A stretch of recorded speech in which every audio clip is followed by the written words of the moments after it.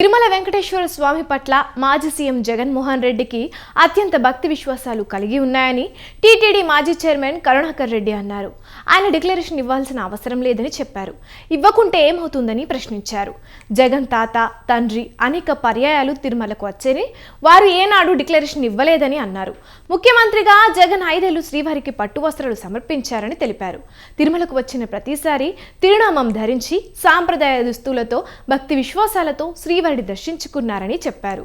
గతంలో ఎన్నడూ డిక్లరేషన్ పై సంతకం చేయాలని అడగని హిందుత్వ సంఘాలు, బీజేపీ నాయకులు నేడు ప్రశ్నించడంలో ఆంతర్యం ఏమిటని ప్రశ్నించారు.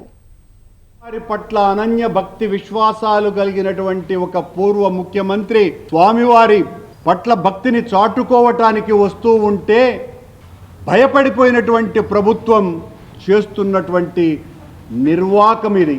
హైందవ సంఘాన్ని హింస పెడుతున్నటువంటి కలుషాత్ములు, కళంకితులు ఈ రోజున జగన్మోహన్ రెడ్డి గారి మీద అత్యంత దారుణంగా, హేయంగా, నీచాతినీచంగా ఆయన మీద దాడికి దిగితే, ఆయన డిక్లరేషన్ ఇచ్చి దైవ దర్శనానికి వెళ్ళాలి అని సూడో భగవంతుని పట్ల అంతంత మాత్రమే నమ్మకం ఉన్నటువంటి సూడో మనుషులు జగన్మోహన్ రెడ్డి గారిని కట్టడి చేయాలని మాట్లాడుతున్నారు.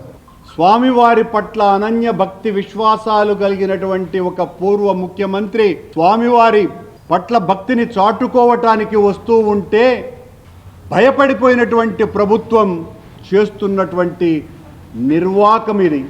హైందవ సంఘాన్ని హింస పెడుతున్నటువంటి కలుషాత్ములు, కళంకితులు ఈ రోజున జగన్మోహన్ రెడ్డి గారి మీద అత్యంత దారుణంగా, హేయంగా, నీచాతినీచంగా ఆయన మీద దాడికి దిగితే, ఆయన డిక్లరేషన్ ఇచ్చి దైవ దర్శనానికి వెళ్ళాలి అని సూడో భగవంతుని పట్ల అంతంత మాత్రమే నమ్మకం ఉన్నట్టు